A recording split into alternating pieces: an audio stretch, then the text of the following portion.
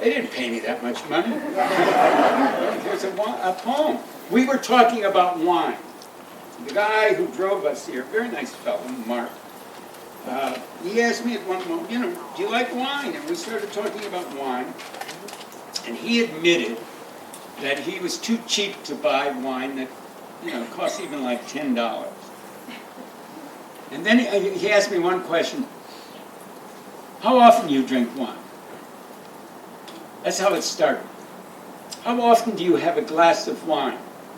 That's exactly what he said. How often do you have a glass of wine? He said, twice a night. At a bare minimum.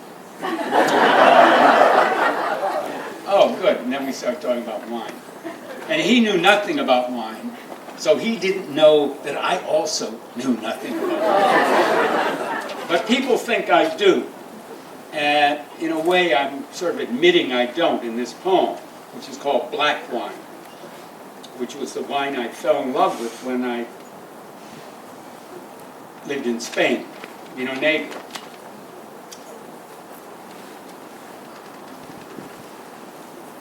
Black wine. Have you ever drunk the black wine, Vino Negro, of Alicante? The English dubbed it red biddy and consumed oceans of it for a pence a flagon. Knowing nothing then or now about wine, I would buy a liter for 8 pesetas, 12 cents, and fry my brains. Being a happy drunk, I lived a second time as a common laborer, toiling all night over the classic strophes I burned in the morning. Literally burned in an oil barrel outside the Palacio Güell, one of the earliest and ugliest of Gaudi's monuments to modernism. 5 mornings a week, the foreman, Antonio, an Andalusian with a voice of stone raked over corrugated tin, questioned the wisdom of playing with fire. He'd read Edgar Allan Poe in the translations of Valle Inclán and believed the poets of the New World were madmen. Yes, even the women were madmen. He claimed an affair with Gabriela Mistral was the low point of his adolescence. As the weeks passed into spring and the plane trees in the courtyard of the ancient hospital burst into new green, I decided one morning to test sobriety. To waken at dawn to sparrow chirp and dark clouds blowing seaward from the Bultaco factory. To inhale the particulates and write nothing. To face the world as it was. Antonio was as disappointed as I. Everything was actual. My utterances drab, my lies formulary and unimaginative. For the first time in my life, I believed everything I said. Think of it. Simple words in English or Spanish or Yiddish.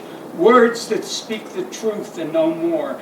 Hour after hour, day after day without end. A life in the kingdom of candor, without fire or wine.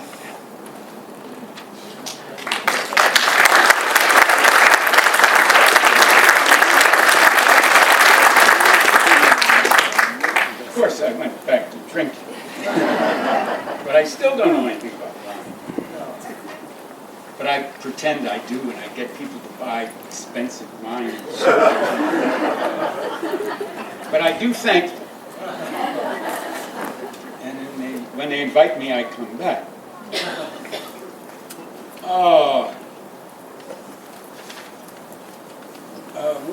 My wife and I, lived for many years on Bleecker Street, in housing owned by that hideous industry called New York University, which is now planning to ruin that very neighborhood by plopping these huge buildings where they don't belong. They tell the citizens it will only take 20 years. It takes 20 years in the city of New York, to repair a sewer, a single sewer. And 20 years of round-the-clock labor, getting that, that iron thing that covers it, getting it to fit. And it still doesn't fit. Oh, well, I don't work there anymore. And they didn't fire me, I quit. Well, the students were fabulous, and my colleagues were terrific, but the administration, they borrowed them from the CIA, I think. That's why we're doing so badly in our foreign policy, too. Because those killers are now at NYU. And now we have second-rate killers. This is called The Poem of Chalk. Anyway, to get back to the poem. The first couple of years I taught there, I was underpaid. And for entertainment, I would walk. It's also, you can tell yourself, it's good for you. And it is. And I'd love to walk downtown. Because as I walked downtown, it would be such a variety of people, such a marvelous salad of humanity. It was so thrilling. It brought back my boyhood in Detroit when everybody was coming there to work and people were coming from all over the world. I mean, there'd be Russian sailors downtown and French sailors and Free French sailors and RAF pilots training across the river in Canada. I mean, it was just this immense variety of different kinds of people, and all these people coming up from the south to work in the factories. It was a very thrilling time to grow up in that city, and I suppose that's why I still love the city.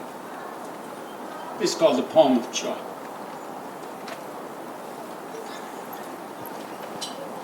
I should say one little thing about it. It grows out of a fascination with a poem by Garcia Lorca, which is based on a poem by, why can't I think of his name? His mentor. Just wait an hour or so. Juan Ramon Jimenez. Yeah, it came to me. First I thought, well, never mind. But I got it, yeah. Juan Ramon had seen a particular person, a man, and he wrote a poem about it. Well, that was maybe 1918, 1920, after the First World War.